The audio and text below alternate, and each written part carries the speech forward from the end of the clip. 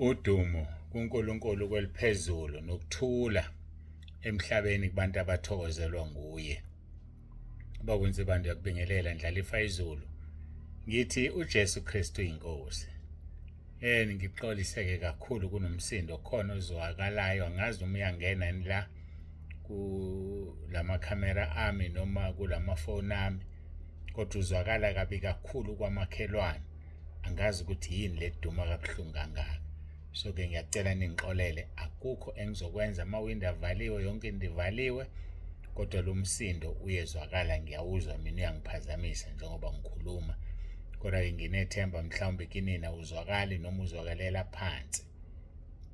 Udumo-ke lonke silinike uNkulunkulu. Siyabonga kakhulu. Angisho ukuthi hayi uNkulunkulu wethu ube nomusa, ugesi ubuyile ntambama kakhulu izolo.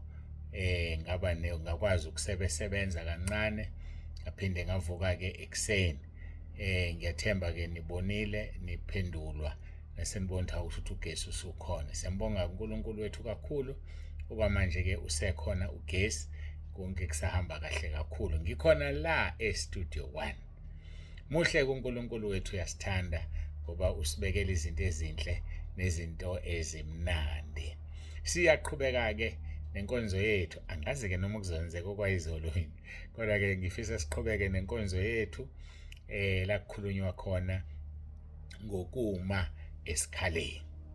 Kodwa-ke ivesi eliyisisekelo, intshumayelo yasentabeni, uMathewu chapter 5 verse 9, elithi izwi lenkosi, babusisiwe abalamulayo ngokuba bayakuthiwa abantwana bakaNkulunkulu. Babusisiwe abalamulayo. Hayike asiqhubekele-ke kuHezekiel chapter 22 verse 30, othi ngafuna kubo umuntu wokubiya uthango eme esikhaleni ngaphambi kwami ngenxa yezwe ukuba ngingalichithi, kepha angimfumananga. Ngafuna kubo umuntu wokubiya uthango eme esikhaleni ngaphambi kwami ngenxa yezwe ukuba ngingalichithi, kepha angimfumananga. Siyambonga uNkulunkulu kakhulu ecacisa indaba yokuma esikhaleni. Ukuma esikhaleni enye indaba, ngiyakutshela wena. Yazi ukuthi usanda ukungambulela ukuthi le mkhuleko le ethunyelwayo kinina kungukuma esikhaleni. Umkhuleko wabaseRoma 10 ngimile ngawo esikhaleni ngoba usuku wena noma yinini mawugula, noma yinini mawuthanda ukuvuma inkosi uJesu, udonsa umkhuleko wakho uyawulalela. Ngime esikhaleni ngawo. Umkhuleko kaMay 18 ngime esikhaleni ngawo. Umkhuleko kaJune 18, uJune 18 mangaphazama, nomkhuleko kaJuly 18. Angazi kuqondaniswe yini kube u-18 kodwa-ke sisinomkhuleko kaJune 18 nomkhuleko kaJuly 18. Kunabantu aba-insistayo befuna ukukhuluma nami. Ngisola nina-ke nivele nikhona ekhaya lezwi. Batsheleni abantu ukuthi abakwazi ukukhuluma nami. Ngeke futhi bakhulume nami. Hayi ngoba ngiphakama ngalokho, cha. Abakwazi uku-overtake abanye abantu sebeneminyaka bemile kwiki. Yabona manje ngikhuluma nabantu ababhukhe ngo-2023. Kusho ukuthi abaka-2024 angakabathinti. Abaka-2025 ngobathinta nini? So bese qhamuka umuntu angena egroupini manje afuna ukungibona. Hayi bafowethu, ake nikhulumeni phela. Khulumani. Mina ngifuni ngesihogweni. Inkosi uJesu yakubeka kwacaca. Yathi phambi kwayo siyalingana. Akekho umuntu ozodlula abanye abantu. Akekho umuntu ozodlula abanye abantu. Ngakho-ke uma engekho ozodlula abanye abantu, imile lento, ayinyakazi, ayisuki, wonke umuntu uzobamba ulayini. Enye indlela elula yokukhuluma nami eyokuthi uqala ucele ilungelo lokuthi ufuna sikhulume ngevoice note. Mase sikhuluma-ke ngevoice note, uzokwenza ivoice note ka-3 minutes. Ulinde ngize ngiphendule. Kodwa uqale wangitshela kuqala, nami sengizokwazi usibani sinodaba olude. Uzokhuluma 3 minutes kuphela, ungaqedi inkulumo yakho bese uyalinda. Mase ngiphendulile, uphinde ufake omunye 3 minutes bese uyalinda. ngize ngiphendule. Ngamanye amagama kungasithatha iviki lonke, kusithathe u-14 days ukukhuluma indaba eyodwa, ngoba sikwazi ukwenza i-voice note engaphezulu ka-3 minutes. Kodwa futhi uzobe ukwazile ukukhuluma ingxoxo ezolokhu ixhunywa ize ifike ekuphetheni. Ngiyakwazi lokho sengike ngakwenza, hhayi ukuthi ngizobe ngikufunda ngawe. Sizostikha emthethweni ka-3 minutes, sizostikha emthethweni ama-VN angabe maningi, ibe yodwa ibe u-3 minutes. Ngizoyilalela bese ngikuphendula kulokho osukushilo, noma ngivele ngithi hayi qhubeka-ke letha omunye u-3 minutes ngilalele.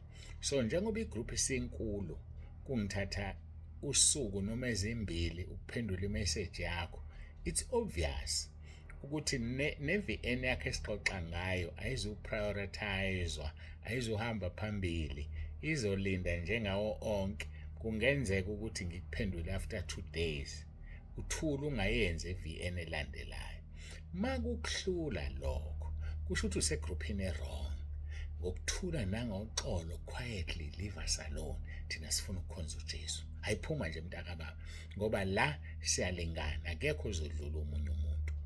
La sikhonza uNkulunkulu ophilayo, la siyamesaba, sistikhe emthethweni yakhe. Uma ufuna wena ukuprioritizwa kunabanye abantu, usegroupini e-wrong, ngoba ngeke ngikwenze lokho. Awuzungena manje udlula abantu ababhukhe ngo-2023. Athi umpostoli Pawuli, ubani uzosohlonisa nothando likaNkulunkulu? Kungaba ukuhlupheka, kungaba ukubandezeka, kungaba inoma yini. Athi ngisho ngehla ingelo sezulwini ngeke isehlukanise. Ngakho-ke nami ngisho okufanayo, ngisho kungafika ubani ajoyine igroup manje, ngeke adlula ngenela abanye abantu, ngoba kuNkulunkulu sinjani? Siyalingana. Futhi yena mayisaphakeme nje kuzothotshiswa. Ayike angibonge, bengicacisa nje lonto. Ngicela nini enifaka abantu, inini enibazela abantu abanitshela iy'nkinga bese uthi nayi inamba kababa uNsibanda, nayi inamba kababa uNsibanda. Chaza ngoba manje uzojikela kuwe lo muntu, koze ngikhulunywa kuthiwe ngiphakeme. Angiphakeme, kuyathinteka nje, kuyakhulumeka nami, kodwa ukuthi ngifuna sihloniphe abanye abantu kwaphela. Yabona into engicelayo ukuhloniphana, umazi omunye umuntu ukuthi ubani. Hayike ngiyabonga ngangidluleke lapho. Sikhuluma ngokume esikhaleni, bengisanitshela ukuthi ngale mkhuleko eminingi egcwele kunini ngimile esikhaleni. Hayibo futhi ngimile futhi esikhaleni. Yilokho uNkulunkulu akufunayo, asimene esikhaleni. Mina ngisho isikhala sikamoya, angisho ezinye izinto. Sime esikhaleni kumoya, sizwele ukuthi umuntu omesikhaleni ungumlindi, unxusela uNkulunkulu kubantu, anxusela abantu kuNkulunkulu. Hayike ake siqhubeke, siqhubeke sibone ukwenzakalani. Sidine sithinta izwi elithi yilwa ukulokuhle, 1 Timotheo chapter 1:18 and 20. Yilwa ukulokuhle unokukholwa nonembezo omuhle. Okuthe abanye bekulahlile bafela umkhumbi wokukholwa. Abakubona uHimeneu, Alexandra engibanikele kuSathane ukuze balaywe ukuba bangahlambalazi. Asilweni bafowethu kulokuhle. Kufanele sikulwe. Sihlome zonke izikhali zikamoya esizithola kwabase-Efesu chapter 6 wela ku-verse 10. Hayi asihlomeni bafowethu. Ngaphandle kokuhloma akukho ukuphumelela.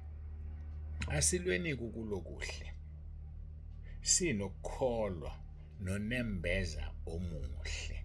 Kumnandi ukuba nonembeza omuhle. Ungazenyezi ngalutho. Impilo yakhe ingaba amanga. Oyikho uyikhulele noma uvukile. Ayibuphila amanga. Kulo my sister awushadile wena, kodwa ekhaya ushiya inkosikazi ushadile. Ngoba ufuna umzimba wakhe nje, ayikahleni bafowethu. Uswazivuma nje leso sono wasenzayo. Wakhohlisa ingane yabantu. Wasivuma leso sono na. Yakhohliswana eminyango. Lo mshado wakho uswahlambuluka ukuthi ungamanga u-based emangeni ukuze ube based eqinisweni? Usaphi uzokuxosha? Akakuxoshe phela kuhle lokho ukuze ungene ezulwini, ngoba engakuxoshi uphila emangeni uzosha esihogweni. Noma bethi uyaphela umshado, uma mangakho edala ukuthi uphele, mawuphele ngoba u-based emangeni. Yazi usuke udale ube nenkinga, uNkulunkulu akugulise abese ekuvala ukukhuluma. Bakhuluma abantu kuwe bathi sibanibani, khuluma, yindaba ungafi. Noma kabasho phambi kwakho uzobona nawe ukuthi basho njalo. Yindaba angafi lo muntu Nkosi yami ngoba ugula kabuhlungu. Ngcono ahamba ayophumula. Kanti ngoba ukhona ukugodlile ofanele ukukhuluma, manje awukwazi futhi ukukhuluma. Asikhulumeni sisenethuba, uvule umlomo wakho ukhuluma amaqiniso, uxolise amanga owaphilile. Lihle iqiniso elixoshe emshadweni, lihle iqiniso elixoshe emsebenzini, lihle iqiniso elixoshe endaweni, ikuthuthise inkosi ngenxa yokuthi ukhuluma iqiniso khona uzongena ezulwini. 2 Samuel chapter 14 verse 14 uthi uNkulunkulu uqobo lwakhe, ukuphila kwethu kunjengamanzi achithwe emhlabathini, akusenaqoqo, angenaqoqo. Nokuphila kwethu kunjalo, mawusufile ufile. Kodwa uthi-ke yena umxoshwa umenza ngabe umxoshwa kuye ngoba akakuchitha ukuphila. Umxoshwa akabe umxoshwa. Funda uSamuel wesibili chapter 14 verse 14. So-ke bafowethu asinamatheleni kuNkulunkulu. Bazosixosha emhlabeni, bazosithuka, basibize ngamagama, basho yonke into abafisa ukuyisho. Ithi inkosi uJesu umqhele wethu umkhulu ezulwini. Umkhulu umqhele wethu ezulwini. Sasingakhathazwa izinto ezincane, amanzi amancane lawo. Singakhathazwa into engenamsebenzi. Singakhathazwa izinto ezingenamsebenzi, asibheke phambili, silwe ukulokuhle, sinonembezo omuhle, sinokukholwa. Ngoba sihamba ngokukholwa sihambe ngokubona. Nansi-ke indaba ekuphetheni kwaleli vesi. Uthi-ke okuthe abanye bakulahla bafela umkhumbi wokukholwa. Bakulahla base befela umkhumbi wokukholwa. Uyaba bathi uHimeneu noAlexandra. Abantu abafela umkhumbi wokukholwa, there's only one way yokuthi basize, ukubanikela kuSathane ukuze balaywe ukuba bangahlambalazi. Ukuthi banikelwe kuSathane. Inzima indaba ukunikela umuntu kuSathane. Ngiyayazi wakwayichaza uNkulunkulu kimi. Nawe uyayazi ukuthi mhlawumbe awukazi uyicabanga. uJobe wanikelwa kuSathane uNkulunkulu. Wamenzani uSathane? Wabulala yonke imfuyo yakhe, yathunjwa yonke imfuyo yakhe, washaywa ngamathumbu emzimbeni. Kwafa izingane zakhe abafana amantombazane. Ukunikelwa kuSathane lokho-ke. Wayenikelwe uNkulunkulu-ke yena. So-ke thina sinikwa amandla ukuthi umuntu uma enenkani engafuni ukuzwa, simnikele kuSathane khona ezolaywa. Alaywe noma yalwe, aphenduka angabe esabuyela emuva. Ngoba simenze njani? Uxolo simnikele kuSathane. Kunzima ukunikela umuntu kuSathane. Kunzima kakhulu konikeliwe. Ngoba wena omnikelayo uyambona ukuthi usumnikelile. Uthi uma umbona enzelwa izinto ezibuhlungu ukhale ngenhliziyo ngoba unikelwe wena kuSathane. Aphinde enzekelwe lokho okubuhlungu ukhale enhlizweni. Kodwa lokho kwenze ngoba ufuna enze njani? Ayalwe noma laywe, aphenduke. Enye indlela yokusiza laba abantu abanenkani, laba abantu abangezwa. Yabona uma engezwe enenkani, yinye into ofanele kuyenze. Mthumele kuSathane. Mnikele kuSathane. Uyosindiswa aphenduke, angaphinda awe ngoba unikelwe kahle kuSathane. Hayi mina ngisho umuntu onikelwe kahle kusathane. Usathane kakadlali esemnikiwe umzalwane owamnikwa phi. Hayi akadlali. Ubuza uJobe uzokutshela. Waphendukelwa unkosikazi wakhe. Waphendukelwa izingane zakhe. Oh uxolo. Hayi ingane zakhe ngiyaxolisa ingane zakhe zaseyifile. Waphendukelwa abagogobele emzini wakhe. Waphendukelwa izingceku nencekazi abasebenzayo kuye. Ababize bangamphenduli. Awufunde lapha kuJobe. Ngisayikhumbula ichapter. Bamphendukela. Mina yikho ngithi yazi ubuze kuJobe kuthi kunjani ukuphendukelwa. Kunzima. Ngiyakwesaba mina ngihlezi nje ngoba ngakufunda kuJobe. Waphendukelwa abantu abagogobela endlini yakhe, abantu abancengile, abantu abafikele noma abasebenzayo belinda ukuhola. uJobe chapter 19 yazi ukuthi bengisola ukuthi uchapter 19. Mhlawumbe ke sibabuka ukuthi uNkulunkulu mayesekuphendulele abantu. Uma usunikelwe kuSathane kwenzakalani ngempela? Job chapter 19 qala ku13 uthi uJobe uyabalisa udetisile kimi abafowethu nabazana nami sebahlukene impela nami. uNkulunkulu uyavuma ngoba usunikelwe kuSathane badede abafowenu, badede abantu obaziyo, baqhele bahambe eduze kwakho abantu abaziyo. At 14 izihlobo zami zingishiyile nengazana nabo bangikhohliwe. Yazi bavele bakhohlwa abantu. Ushiwe izihlobo zikushiye. Kwenzekeni lapho? Unikeliwe kuSathane. Namathumbu omzimba wonke uyanuka, ukhothwa izinja. Akekho ukukhuluma nawe. Verse 15 uthi abagogobela endlini yami nezincekukazi zami bangishaya umfokazi. Bamenza umfokazi endlini yakhe. Bamenza isihambe endlini yakhe kuyibona abayizihambe. Just imagine. Isihambi sizo-own umuzi wakho ukhona. Siwu-own kube sasi uncenge ucele. Masithi asifuna sifuna. Abagogobela endlini yami nezincekukazi zami bangishaya umfokazi. Ngingowezizwe emehlweni abo. Weza uphenduka isihambi, uphenduka umuntu wale kude. Angithi nina niyadelela bazalwane, nibiza abantu bangaphandle base-Afrika, ngaphandle South Africa nibabiza ngamagama. Bajikeke laba abantu sebebiza wena be-own umzimba wakho, bekubiza uqolo sebe-owna umuzi wakho. Angithi yaphela manje unikeliwe wena kuSathane. Bakujikele ba-owne umuzi wakhe eSouth Africa, wena ufane nabo ungaphandle eSouth Africa, kodwa ukhona la ufane nabo. Kwenzekeni na? Yini yenzakele kwenzeke zonke lezi zinto? Ngoba unikeliwe kuSathane. uJobe wayenikeliwe kuSathane. Uthi verse 16 ngibiza inceku yami kayingiphenduli. Aza kuziba umuntu kodwa usebenza kuwe. Ngoba awuselutho unikelwe kubani? kuSathane.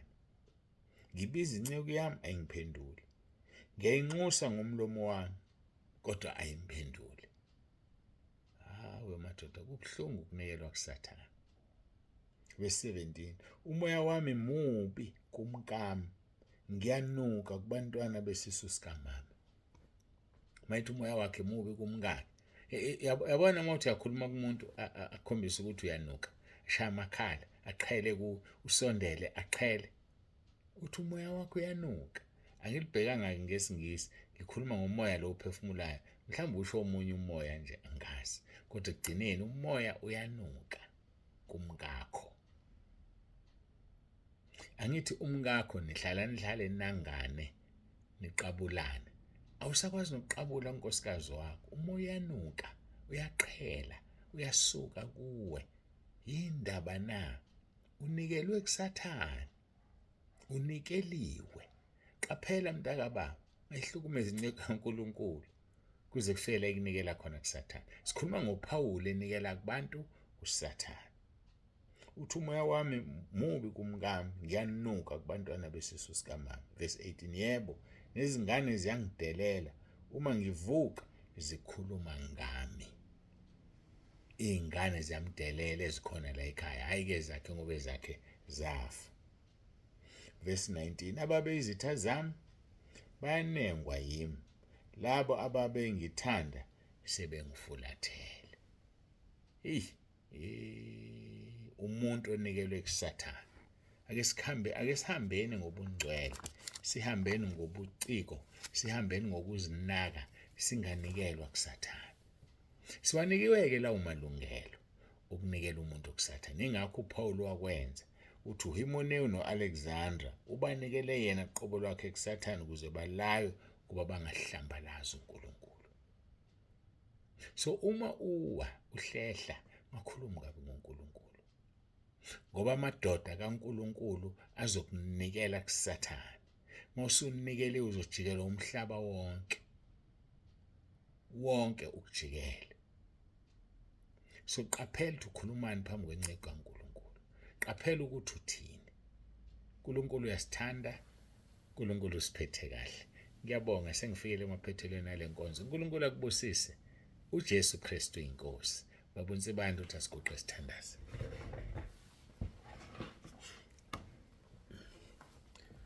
Babongcwele, babolungileyo, uNkulunkulu nomusa, siyabonga uthando lwakho, siyabonga izwe sesilizwile. Sisize Nkosi sihambe ngokucophelela.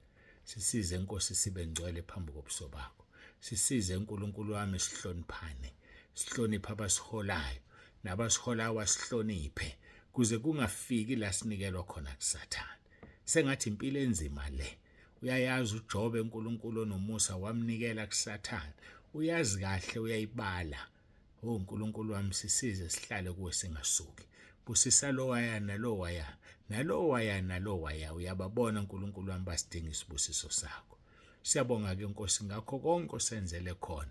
Udumo silinikeza wena, lokufanele lungolwakho. Wena wedwa ongebone, wena wedwa ohlala ekukhanyeni okungesondelwe kukho. Makube igunya namandla nenkazimulo kuze kube phakade. uJesu Kristu inkosi. Amen.